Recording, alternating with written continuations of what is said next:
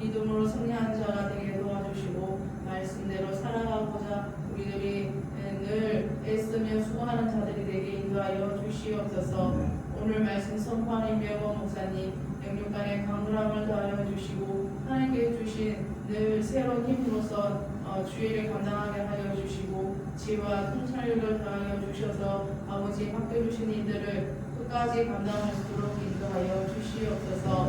말씀의 교회를 세워주셨사오니 하나님 말씀의 교회를 통하여서 아버지의 영광 나타나게 하여 주시옵소서. 12 제자 가정을 세워주게 하여 주시고 또 아버지 성도들을 이제는 아버지 불러주셔서 아버지 같이 예배 생활 감당할 수 있도록 이끌어 주시옵소서. 중보기도 감당할 수 있도록 인도하여 주시옵소서. 아버지 우리의 심령에 아버지의 그 사랑이 흘러넘쳐서 영혼을 사랑하는 마음이 충만되게 하여 주시고 영혼을 죽게 인도하는 자들이 되게 이끌어 주시옵소서. 또한 아버지 우리 섬기는 선교사님들 건강시켜 주시고 그 민족이 속히 주님 앞에 돌아올 수 있도록 하나님 은혜를 다하여 주시옵소서. 또한 아버지 이스라엘 민족이 주님 앞에 속히 돌아올 수 있도록 하나님 그 민족 불쌍히 여겨주시고 아버지 인도하여 주시옵소서. 또한 아버지 우리들이 영혼을 사랑만에서 전도할 때마다 아버지 새 모습 감당할 수 있도록 도와주시고 또한 아버지 이 자리에 참석하지 못한 자를 기억하게 해주시고 그들이 정말 예배를 사모하며 주님을 사랑하는 마음이 충만되게 인도하여 주시옵소서. 또한 아버지 한 주 동안 아버지께 모든 것을 의뢰하고 맡기며 나가는 믿음으로 승리하는 자가 되게 이끌어 주시옵소서. 감사하며 살아계신 예수 그리스도를 믿고 드렸습니다. 아멘.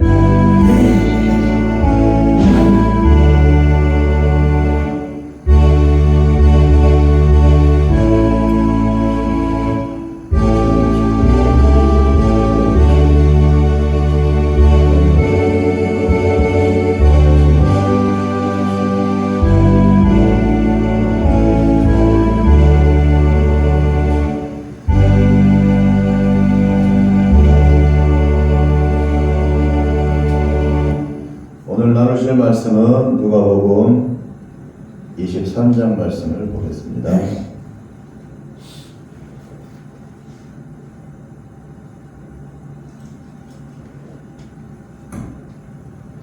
누가복음 23장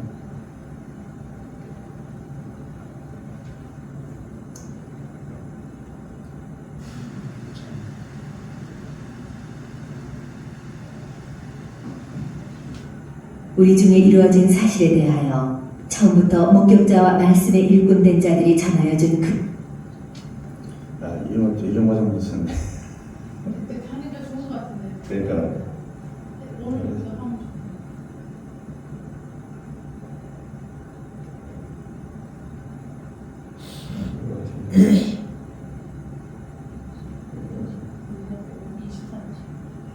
좋겠네.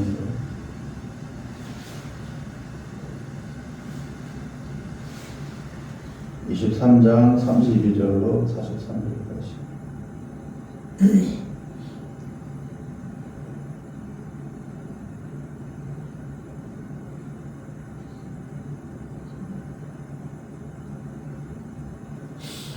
잠들어요.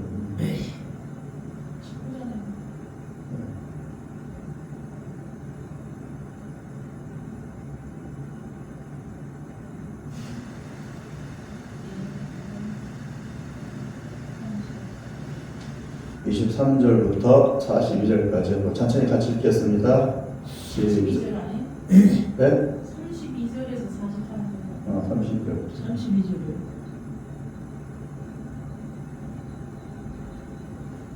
시작. 또 다른 두 행악자도 사형을 받게 되어 예수와 함께 끌려가니라. 개울이라 하는 곳에 이르러 거기서 예수를 십자가에 못 박고 두 행악자도 그렇게 하니 하나는 우편에 하나는 좌편에 있더라. 이에 예수께서 이르시되 아버지 저들을 사하여 주옵소서. 자기들이 하는 것을 알지 못함이니이다. 어디죠?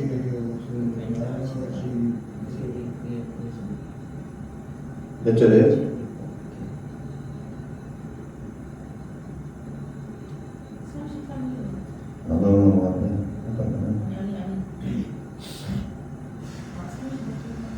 35절이에요.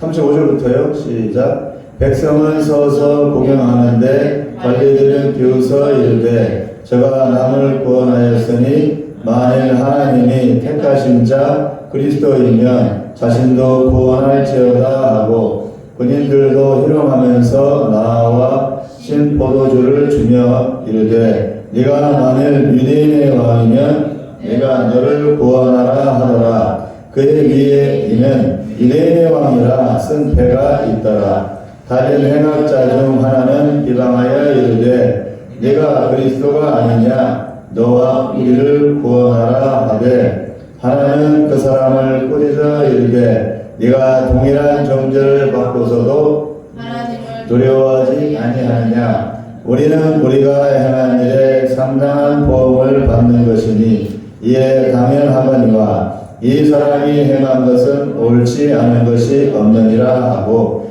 이르되 예수여 당신의 나라에 임하실 때에 나를 기억하소서 하니 예수께서 이르시되 내가 진실로 내게 이르노니 오늘 네가 나와 함께 낙원에 있으리라 하시니라. 아멘. 32절이죠. 앞으로 이걸 활용해야 됩니다. 잠깐 기도하겠습니다. 사랑과 은혜의 예수님, 우리의 죄를 사해 주시기 위해서 이 땅에 육신으로 오시어 제물이 되어 주셔서 감사합니다. 우리는 우리의 죄를 깨닫지도 못하고 알아도 스스로 해결할 수가 없는데 예수님이 대신 갚아주셔서 우리가 하나님의 자녀가 되었습니다. 믿음으로 얻은 이 구원의 은혜보다 더 소중한 것은 없습니다. 이 시간에 두 강도의 모습을 보면서 우리 자신을 돌아보고 또 세상 사람들을 돌아보며 하나님의 심정을 헤아리는 그런 시간이 되게 하여 주시옵소서. 예수님의 이름으로 기도합니다. 아멘. 세상에는 두 가지 종류의 사람들이 있습니다. 예수를 믿는 사람들과 예수를 믿지 않는 사람들. 두 가지 종류밖에 없어요. 가진 직업과 신분과 역할이 다 달라도 결국 남는 것은 예수를 믿느냐 안 믿느냐 그뿐입니다. 그렇죠? 왜? 안 믿으면 지옥이요, 믿으면 천국입니다. 예수를 믿으면 천국이 보장되고 하나님의 자녀의 신분으로 살지만 그렇지 않으면 하나님이 만드신 것들을 누리기는 하지만 하나님과 아무 상관없는 그런 인생이 되어 결국은 지옥으로 가기 때문에 복잡하게 생각할 필요가 전혀 없습니다. 조금 가지고 조금 더 많이 가지고 살아도 남는 것은 아무것도 아닙니다. 서울대를 나와도 고졸이어도 아무것도 남는 게 없습니다. 잘 살아도 못 살아도 착하게 살아도 악하게 살아도 남는 것은 아무것도 없습니다. 죽음이 우리를 기다리고 있기 때문입니다. 그러나 예수를 믿으면 그 죽음은 절망과 끝이 아니라 새로운 시작과 소망이 됩니다. 오늘의 말씀을 잠시 나눠보면서 우리의 내면의 두려움과 그리고 낙심을 떨쳐버리고 주 예수로 인한 그런 소망과 기쁨과 열정을 회복하는 그런 시간이 되었으면 좋겠습니다. 마태복음은 유대인들에게 보내는 글입니다. 예수님이 하신 일과 그 의미에 대해서 이방 사람들이 아닌 누구요? 유대인들에게 알려주기 위해서 마태라고 하는 사람이 이 얘기를 전해 주었고 나중에 글로 이제 기록이 되었습니다. 당시 유대인들의 생활은 율법의 족쇄와 로마 식민지의 굴레에 갇혀서 짐승처럼 억압받고 또 눌리는 그런 삶을 살았습니다. 그래서 자유가 없고 소망이 없고 삶의 기쁨이 없었습니다.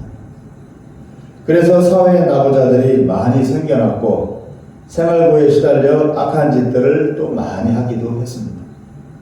독립운동을 한다고 또 반란을 일으키기도 하고 그 틈에 강도질, 도둑질도 많이 벌어지게 되었습니다. 원래 이스라엘은 하나님의 백성으로서 하나님의 율법을 지키며 하나님 앞에서 거룩하여 온 세상 사람들에게 하나님을 섬기는 유일한 백성으로 보여주기 위해서 생겨난 것이 이스라엘입니다. 그러나 현실은 정반대로 가장 못살고 가장 천해 보이고 가장 손가락질 받는 그런 민족으로 이스라엘은 전락했습니다. 로마는 특히 항상 반란을 일으키고 말을 안 듣는 그 유대 민족을 극도로 싫어하고 배척을 했습니다. 일본 사람들이 가장 식민지 때 싫어했던 민족이 어디예요? 일본 사람들, 일본 제국주의가 한일합방 때 가장 싫어했던 민족. 그때 일본이 우리나라도 점령하고 중국도 만주도 점령하고 저 동남아 필리핀도 많이 점령했었어요. 근데 그 중에서도 가장 일본이 싫어해. 어느 민족이에요? 조선. 왜 그렇게요? 말을 제일 안 들어. 하라고 해도 안 들어. 죽여도 때려도 말을 안 들어. 지금 유대 민족이 그랬어요. 로마가 큰 나라니까 막 나라를 점령했어요. 이스라엘도 점령했어요. 근데 이스라엘은 틈만 나면 반란을 일으켜. 아주 골치가 아파. 로마가 제일 싫어한 것이 유대 민족이었어요. 그러니까 미움받는 민족이었죠. 유대 민족은. 그래서 유대 민족은 힘들고 어렵게 살았고 온 세상 나라들로부터 멸시를 당했습니다. 그래서 범죄자들도 많고 유리방황한 이들도 많았고 또 병 걸린 이들도 많았고 그래서 귀신 들린 사람들도 많았습니다. 못 사니까 비참하니까. 귀신이 언제 들어오느냐? 사람이 아주 비참하고 참담해질 때 그때 귀신이 많이 들어요. 우리나라가 못 살았을 때 또 전쟁이 터졌을 때 시체들이 널리고 그런 참혹 광경을 보았을 때 그때 정신이 헷갈려하거나 그 틈으로 귀신이 들어요. 그러니까 잘 살면은 귀신이 많이 들어오지 못해요. 똘똘하니까 사람 생각을 하니까. 그러나 또 막 돈에 미치고 뭐 사업에 미치고 또 뭐에 미치게 되면 컴퓨터에 미치면 또 그 틈에 또 귀신이 들어오죠. 예수님이 유대인으로 이스라엘 땅에 오신 이유는 먼저 유대인들을 깨우치고 그들에게 믿음을 불어넣어서 그들로 하여금 온 세상에 믿음을 퍼뜨리게 하기 위해서였지만 그러나 유대인들은 그럴 능력과 의지가 전혀 없었습니다. 왜? 이 비참하게 살고 있었으니까. 자기들 코가 석자니까. 이때 예수님이 오셔서 회개하라고 하고 천국 복음을 전파하여 유대인들의 마음에 소망과 구원의 기쁨과 빛을 보게 했습니다. 그리고 이제 예수님은 십자가에 달려 죽으려고 하고 있습니다. 잘 나가던 예수님이 갑자기 무기력하게 되어 죄인이 되어 십자가 형벌을 받을 때 예수님을 따랐던 사람들은 전혀 이해를 하지 못했고 예수님을 따랐던 제자들은 모두 다 도망가 버리고 말았습니다. 예수님 곁에 남은 이는 아무도 없었습니다. 몇몇 여인들만 곁을 지켰습니다. 왜냐하면 모두 두려웠고 그리고 엮이는 게 싫었기 때문이며 여자들은 설마 우리 같은 여자를 잡아가랴 그렇게 생각해서 마음 놓고 울기만 했습니다. 이때 예수님 옆을 지키게 된 이들이 바로 누구냐? 두 행악자입니다. 아이러니하죠. 예수님을 따랐던 귀신 들리는 거 고침받은 사람들, 병난 사람들도 다 손가락질하고 멀리멀리 도망갔고 예수님 3년 동안 같이 먹고 자고 했던 저희들도 다 도망가 버렸는데 예수님 십자가 달릴 때 맨 마지막까지 남은 사람은 누구라고요? 두 강도. 어쨌거나 저쨌거나 자기의 뜻이 아니지만 예수님 옆에 있게 된 사람은 두 강도였다는 사실. 김여사 어머니 표정을 이상하게 짓지 말고 공부를 생각해 보세요. 왜 두 강도가 예수님 죽기 직전에 그 옆을 지키고 있을까? 두 강도는 원치 않았어요.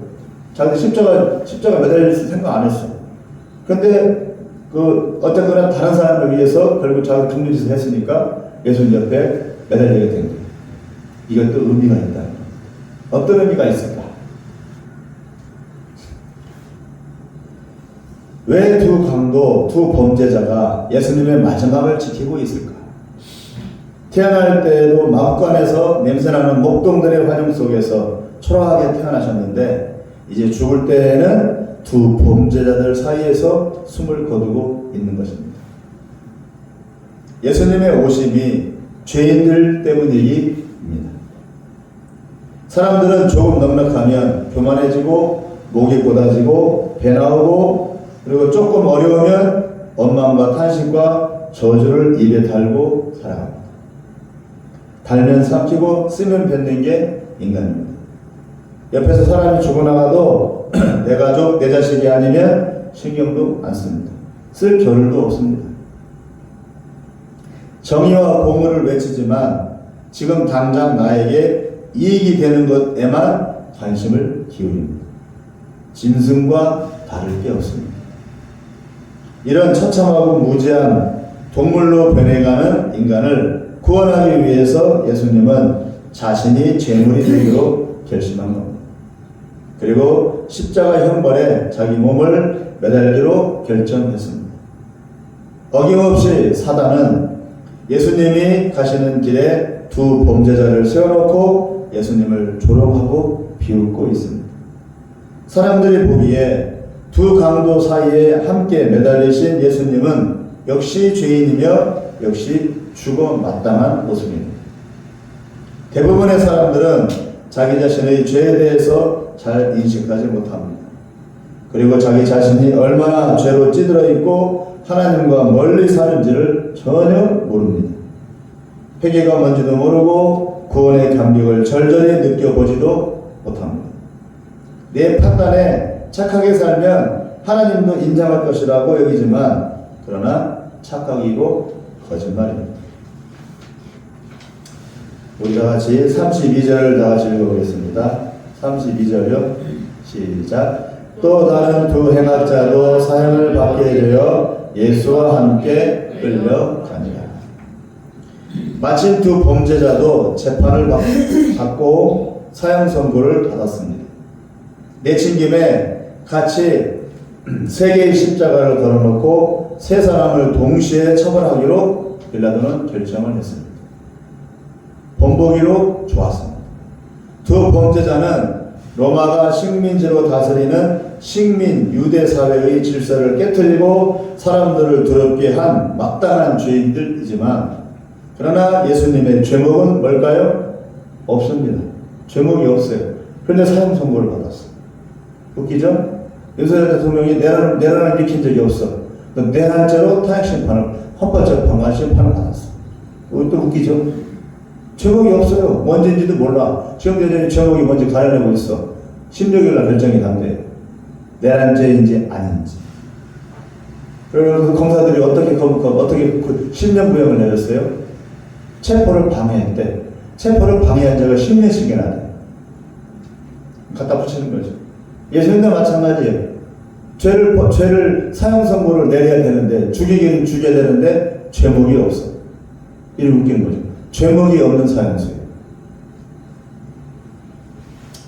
이미 빌라도 총독이 죄가 없다고 선언했기 때문에 죄목이 없었는데도 바리새인과 유대인들이 십자가에 매달으라고 아우성을 치니까 그 선동에 밀려서 어쩔 수 없이 총독이 사형시키라고 했지만 그러나 죄목은 없습니다. 그럼에도 재판을 받고 선고를 받고 사형장으로 끌려가는 이유는 정치적인 압력에 의해서입니다. 정치 선동이 아니라면 예수님은 처벌받지 않습니다. 그럼에도 두 범죄자와 함께 십자가 형벌을 받으신 이유는 그럼에도 불구하고 죄목이 없음에도 불구하고 예수님이 자원해서 이렇게 사형 선고를 자원해서 십자가 매달려 죽기로 결정한 이유는 죄 없는 이 시기에 죄 있는 우리를 구원하기 위해서 이 땅에 오셨기 때문입니다. 예수님이 이 땅에 오신 목적이 바로 죄인들을 구원하기 위해서이기 때문에 죄가 없음에도 불구하고 죄인으로 사형 선고를 받은 것입니다. 예수님은 사람들에게 천국 복음을 전파하고 병든 사람을 치유하면서 나병 환자 촌으로 가서 먹고 자고 했습니다. 나병 환자는 유대 사회에서 병 때문이기도 하지만 하나님의 저주를 받았기 때문이라고 여겼습니다. 그래서 나병 환자는 병 걸린 것도 억울한 데다가 죄인들로 낙인지켜버렸습니다. 병 걸린 것 자체가 죄란 얘기예요. 이런 사람들에게 예수님이 찾아가셨기 때문에 바리새인들은 더욱 싫어했고 율법을 거스르는 자라고 경계하며 처단하고자 했던 것입니다. 그러거나 말거나 예수님은 죄인들 속에서 죄인들과 함께 먹고 마시고 그들의 아픔과 고통을 함께 나누었고 그들의 죄 문제를 해결해 주고자 하셨습니다. 무슨 문제요? 죄 문제. 죄 문제를 해결해 주려고 죄인들 속으로 들어가십니다. 저기 뭐죠? 축사죠, 축사. 축사에서 소똥을 치우려면 어떻게 해야 돼요? 소가 싸놓은 똥을 치우려면은 장화를 신고 소똥 밭으로 들어가야 되죠. 그래서 삽으로 밀어내건 물로 밀어내건 똥을 치우는 똥을 안 밟고서는 똥을 못 치워요. 마찬가지로 우리의 죄 문제를 해결해 주기 위해서는 예수님이 죄인된 우리에게 들어올 뿐만 아니라 본인이 죄인으로 죽어야 되는 거죠. 죄가 없음에도 불구하고 예수님은 잘 사는 이들, 고귀한 자들에게로 가지 않았습니다. 가난하고 병들고 죄 지은 자들에게로 가셨습니다. 그리고 죽을 때에도 죄인들과 함께 죽음을 맞이하고 계십니다. 예수님이 죄인들에게로 들어가서 그들과 어울린 이유는 죄 짓기 위해서도 아니고 죄 없다고 이루어 주기 위해서도 아니고 그들의 죄 문제를 완벽하게 해결해 주기 위해서입니다. 33절을 읽어볼까요? 33절이요. 시작. 해골이라 하는 곳에 이르러 거기서 예수를 십자가에 못 박고 두 행악자도 그렇게 하니 하나는 우편에 하나는 좌편에 있다. 세 사람이 나란히 벌거벗겨진 채, 팬티도 안 입었어요. 벌거벗겨진 채 십자가에 못 박혀서 죽을 때까지 매달려 있어야 합니다. 두 사람은 강도, 한 사람은 죄가 없어. 희한하죠? 상상을 해보세요. 십자가가 나란히 세 개가 서 있어요. 그런데 가운데 양쪽에 있는 십자가는 둘 다 강도야. 근데 가운데 있는 십자가는 죄가 없는 사람이 매달려 있어. 희한한 모습이죠. 밑에서는 사람들이 욕하고 멸시하고 조롱합니다. 왜? 죄인들로 사용받으니까. 그리고 십자가는 형벌 자체가 그렇게 수치스러운 형벌이에요. 사람들한테 빨가벗겨진 채, 빨가벗겨진 채 3, 4일 매달려 있는 거예요. 쭉 늘어진 채. 그러니까 짐승도 이렇게는 안 죽여요. 짐승 죽일 때, 개 죽일 때 어떻게 죽여요? 철사줄을 못 매달아 죽이잖아요. 그렇게 죽이듯이. 사람을 그렇게 죽이는 거예요. 처참하게. 옛날에 이제 칼싸움하고 전쟁할 때는 이제 적군이 싸우잖아요. 싸우면은 상대방의 적장을 이제 죽여요. 그래서 그 적을 이제 하도 이제 너희는 우리 발바닥 떼어난다 못한 존재들이라고 멸시하기 위해서 어떻게 했어요? 적장의 목을 잘라가지고 몸은 딱 버리고 목만 가지고 장대에다가 대롱대롱 매달아요. 맨날 며칠. 그러면 제가 장대 매달려 있는 그 사람 머리가 가만히 있어요? 새가 와서 쪼아먹고, 눈깔 파먹고, 벌레들이 파먹고, 하랬다가 한 사람의 머리를 이렇게. 수치스러운 거죠. 지금 십자가가 바로 그런 형벌이에요. 사람을 뻘거벗겨, 팬티도 안 입혀요. 남자를 완전히 뻘거벗겨 상태에서 양손에 목 받고, 발 못 받고, 못 박으면 이렇게 멋있게 서 있는 게 아니에요. 우리 십자가에 예수님이 멋있게 딱 이렇게 매달려 있잖아요. 실제로 그렇지 않고 사람 이렇게 매달아 놓으면은 쭉 늘어져 있고. 네, 무거우니까. 힘이 빠지면 더 무거워지지. 그러면 무거워지면서 이제 뭐가 나냐. 밑에는 배설물이 다 나오고 그냥 뭐 사람 지저분해지는 거야. 처참하게. 사람이 그 모양 그 꼴로 한 몇 날 며칠 봐요. 사람을 치고 가겠어요. 태 하고 지나가는 사람이 침 뱉고 지나가지. 예수님을 그렇게 잡아주는 기준. 예수님은 그걸 자원해서 자기가 그렇게 직접 하지도 않아도 되는데 이렇게 한 거예요. 왜? 우리 죄를 없애주기 위해서. 십자가 형벌이라는 게 그런 형벌이에요. 그냥 사람을 죽이는 게 아니라 아주 멸시를 하는 그런 형벌. 지금 그런 형벌이 없잖아요. 그러니까 개인 돼지를 취급하는 거예요. 사람을 십자가 형벌이라는 것이. 밑에서는 사람들을 욕하고 멸시하고 조롱합니다. 죽을 때까지 얼마나 버티는가 시간을 재보기도 합니다. 어떤 사람 시간을 재고 언제 죽나? 안 죽었네? 또 언제 죽었나? 아직도 안 죽었네? 이런 어둡고 냉정하고 무정하고 혼란한 상황에서 새 십자가에서는 꿈에도 상상 못할 일이 벌어지고 있었습니다. 세 사람이 빨간번까지 이제 쭉 매달린 상태에서 세 사람이 대화를 나눠 다 죽어가는 마당에 못 박혀 축 늘어진 채 죽어가면서 세 사람은 뭔가 아주 심각한 대화를 나누고 있습니다. 무슨 대화일까요? 35절부터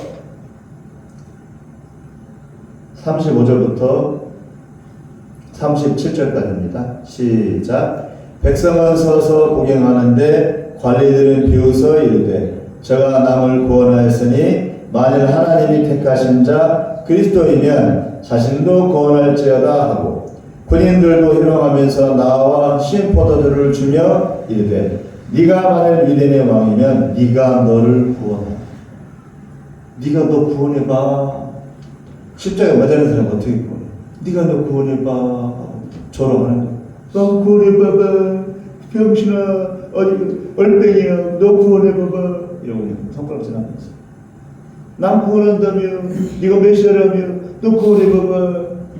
왜 매달려 있는데 이렇게 조롱하는 겁니다. 십자가 형벌이 그런 형벌이에요. 사람을 개 돼지로 취급하는 형벌이에요. 아까 오면서 아까 보니 길바닥에 그 까마귀가 쪼아먹는 거 있잖아요.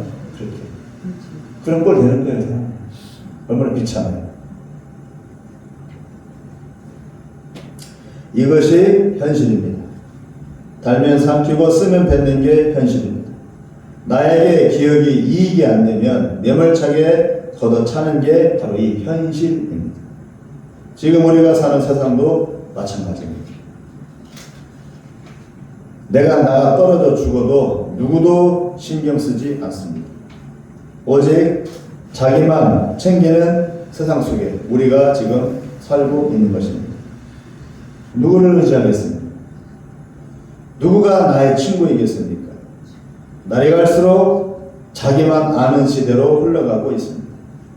이웃을 생각하고 가족을 생각하고 옆에 사람의 체온을 느끼는 시대는 이미 다 지나가 버렸습니다. 디모데서 뭐라고 나와요? 마지막 때가 사람이 식어버리는 시대. 이제 부모 자식 간에도 이제 그런 상황 없을 거예요. 너는 나, 나는 나. 너는 죽거나 말거나. 나만 살아야 돼. 그런 시대가 올 수 있어요. 저자 마태는 예수님을 유대인의 왕으로 묘사하고 있습니다. 백성들이 예수님을 그렇게 여기고 있다고 바리새인들과 로마인들이 본 것입니다. 그러나 예수님은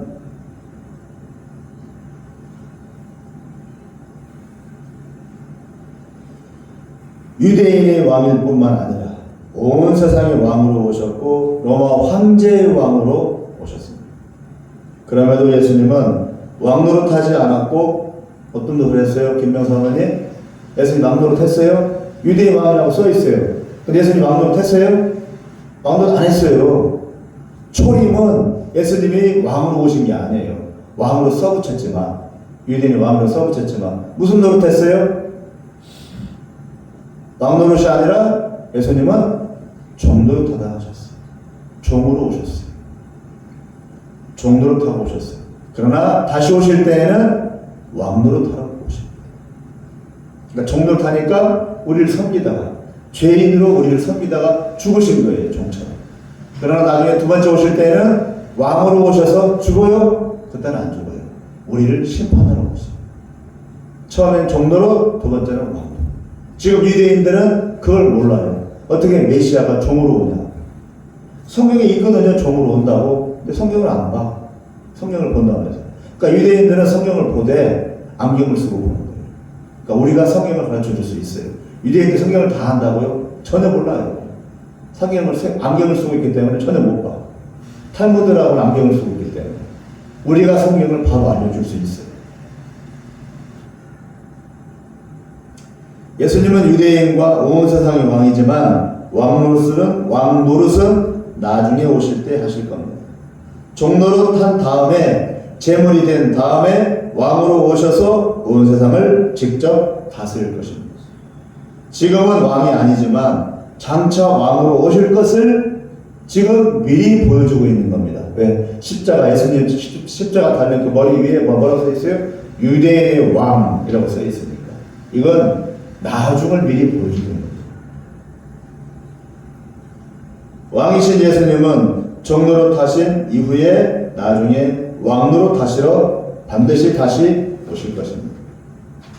우리 39절을 읽겠습니다. 시작. 달린 행악자 중 하나는 비방하여 이르되 네가 그리스도가 아니냐 너와 우리를 구원하라. 한 강도는 사형의 절망 앞에서 절망하였고 모든 희망과 기대를 놓아버렸습니다. 이것이 모든 인간의 일반적인 모습입니다. 여기에 어디에서도 자신의 문제를 해결해 줄 길을 찾지 못하고 예수님 앞에서도 모든 것을 포기하였습니다. 인생길에서 죽음이 끝이라면 살 가치가 뭡니까?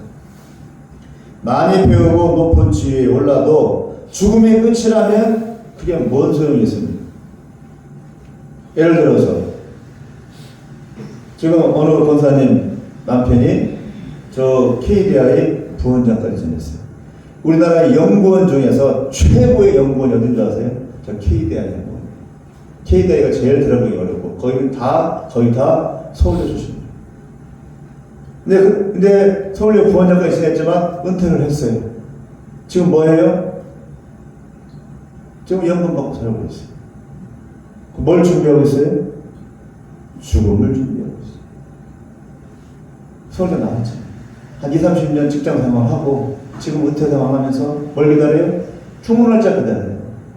그게 인생이라면 서울대를 나오면 무슨 의미가 있냐고. 서울대를 나오든 고등학교를 나오든 똑같은 거 아니겠어요? 예, 의미가 없어요.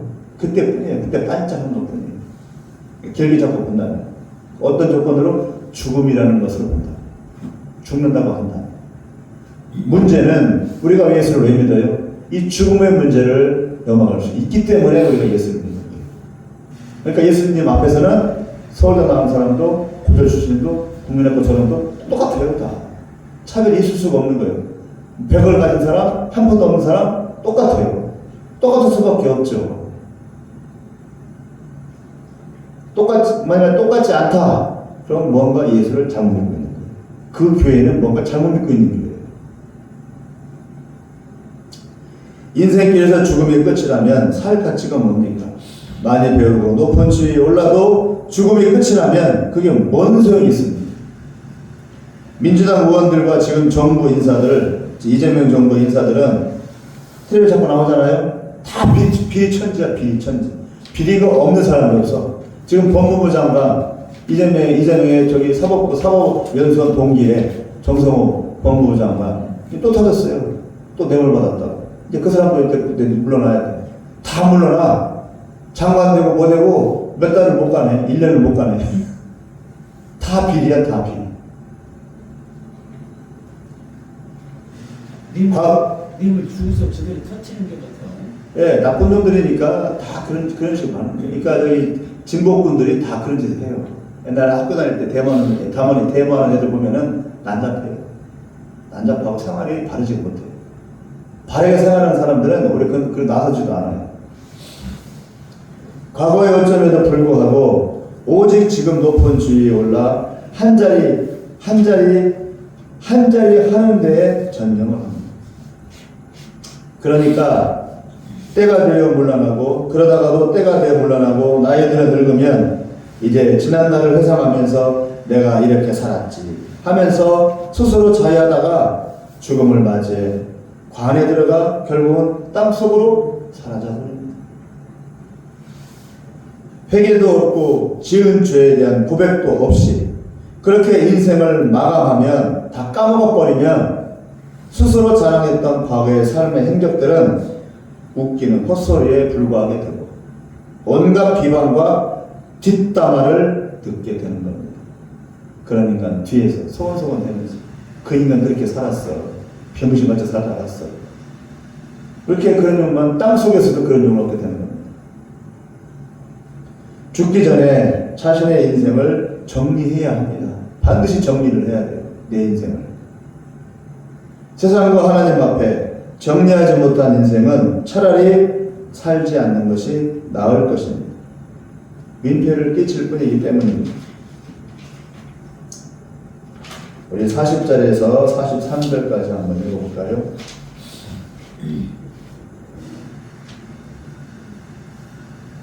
(40절에서 43절이요) 시작. 하나님은 그 사람을 꾸짖어 이르되 네가 동일한 정죄를 받고서도 하나님을 두려워하지 아니하느냐.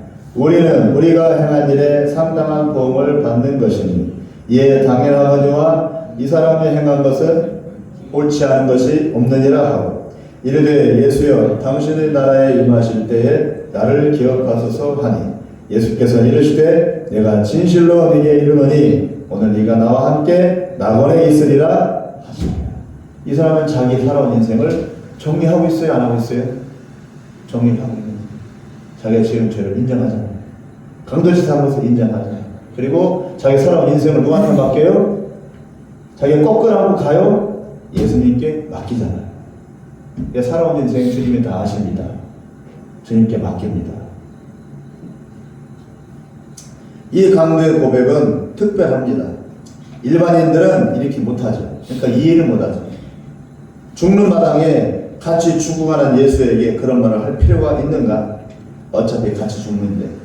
그러나 이 강도는 예수님이 구원자라는 희망을 품고 이렇게 고백했습니다. 그가 예수님이 구원자인지 그냥 선생인지 선지자인지 확실하지는 않지만 죽어가는 마당이고 지금 절박한 상황이기 때문에 지푸라기라도 잡고 싶은 심정으로 예수님께, 들리는 소문에 의하면 구원자라고 하는 이 예수님께 매달리고 있는 것입니다. 그렇게라도 매달리라 그거예요. 예수님께 그렇게라도 매달리면 구원받는다. 확실하지 않을지라도 그는 자기 의지만 인생을 정리하고 싶었습니다. 자기의 지난 인생을 정리하고 싶었습니다. 죄짓고 불신앙으로 살아온 자기 인생에 대해서 이제 죄책감과 두려움을 느끼고 있는 것입니다.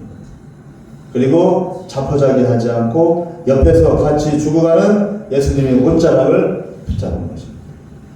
이미 기울어 망해가는 유대나라 백성들이지만 그냥 다 포기하고 자멸하기에는 억울합니다.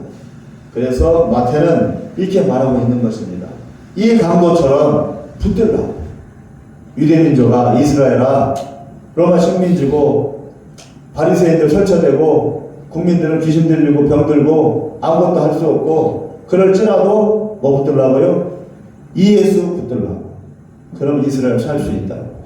마태는 오히려 이렇게, 왜? 명패 유대인 왕이라고 써붙여놨잖아요.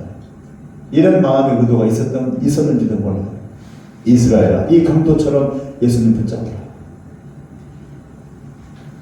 어차피 망하고 없어질 바에는 어차피 죽은 건 뻔하잖아. 사형수니까 어차피 죽은 건 뻔하니까. 그러니까 믿자가 권장이잖아. 그러니까 어떡하라고요? 예수님 붙잡으라. 믿자가 권장이잖아. 돈 들어가는 것도 아니고 어차피 죽는 마당에 예수 붙잡으라고. 안 죽는 사람 있어요, 세상에? 안 죽는 사람 없어요. 다 죽어요. 서울대를 나와도 죽어요.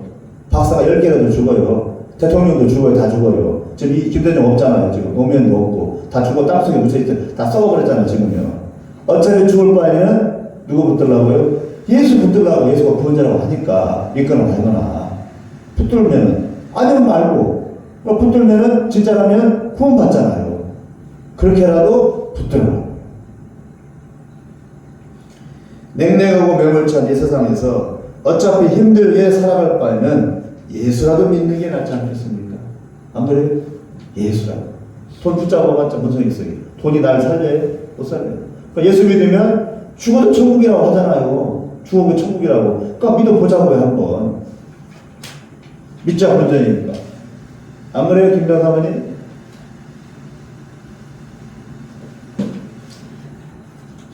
이래도 한 세상, 저래도 한 세상일 뿐 죽을 목숨이라면 예수 믿고 천국 소망하는 게 낫지 않겠습니까? 예수님이 이 땅에 오신 이유는 어차피 죽을 운명인 우리에게 죽음 너머의 소망을 주시려고 오신 것입니다. 죽음을 좌절하지 말아라. 어차피 죽을 거 그게 아니다. 죽음 너머에 또 다른 세상이 있다. 나를 붙잡아라. 그럼 내가 너희들 데려가 줄게. 믿어보자고요. 즐긴 목숨 꾸역꾸역 억지로 이해가기보다는 예수 믿고 천국 소망하며 주어진 이 땅에서 마음 편히 예수 믿으니까 이제 다 바뀌어버렸으니까 여한 없이 사는 게 차라리 나을 겁니다. 말씀을 읽겠습니다. 두 강도 사이에서 죽어가면서 예수님은 그래도 자신을 돌아보며 자신의 걸어온 인생을 정리하려는 이 다른 강도에게 네가 나와 함께 낙원에 있으리라는 구원의 말씀을 주십니다. 돈이 많아도 대통령이 되어도 결국은 시들고 늙고 다 잃고 죽습니다. 실컷 누리다가 세월 다 지나고 나면 남는 것은 흙으로 돌아가고 영혼은 지옥불로 들어가는 것 뿐입니다. 이미 그 운명은 정해져 있는 겁니다. 그럴 바에는 예수 한번 믿어보죠. 그러므로 어찌 살았든 반드시 예수를 믿고 다음 생을 준비하는 게 지혜롭습니다. 죽음이 끝이 아닙니다. 예수님이 십자가에 달려 죽는 이유는 우리를 죄의 저주에서 해방시켜 주기 위해서입니다. 그러므로 아무 조건 없이 아무 보상 없이 손 내밀고 고개를 돌려 바라보면 살 수 있습니다. 이것이 은혜이고 하나님의 영원하신 사랑입니다. 이 은혜를 꼭 붙잡고 빼앗기지 않고 끝까지가 중요합니다. 끝까지 승리하시는 우리 모두가 되시기를 간절히 기원합니다. 기도하겠습니다. 자비로우신 하나님 아버지, 한 강도는 자기 인생을 정리하지 못하고 원망과 탄식 속에서 결국 예수님을 저주하고 그렇게 지옥불로 들어갔습니다. 그러나 다른 강도는 자기 인생을 정리하면서 내가 잘못 살았구나, 내가 죄인이었구나, 하나님 나를 용서해 주십시오 라고 하는 인생을 정리하면서 자기 정리된 그 인생을 예수님께 맡겼습니다. 그랬을 때 예수님께서는 그에게 낙원으로 인도하시는 그 구원의 은혜를 베풀어 주셨습니다. 우리에게도 이 다른 강도의 결단이 필요합니다. 내가 어떻게 하는지 해봐야지, 내가 어떻게 하는지 끝까지 마감해 봐야지 하는 것이 아니라 내 인생을 다 정리하고 오직 예수님께 다 내어드리는 그런 은혜가 필요합니다. 우리가 그런 믿음을 허락하여 주셔서 남은 인생 주님과 함께 평안한 복된 인생 살게 하여 주옵소서. 예수님의 이름으로 기도합니다.